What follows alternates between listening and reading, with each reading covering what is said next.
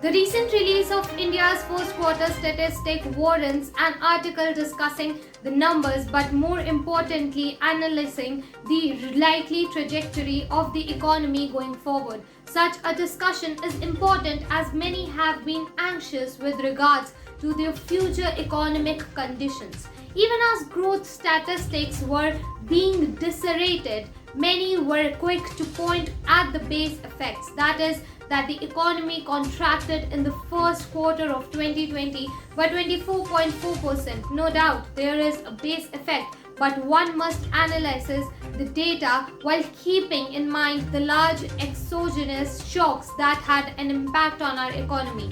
These shocks are largely the first and second wave of the pandemic and their lingering impact on sectors such as contact services.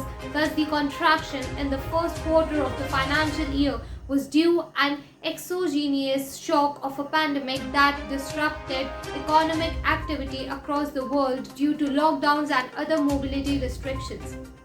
That the economy was well on its path to recovery before the second wave hit us is also visible when one looks at the sequential quarterly GDP numbers. In fact, when one looks at the first quarter results, we must keep in mind that this was despite the second wave of the pandemic, and therefore, while there is a base effect, there was also the stimultaneous impact of another wave of surge in infections.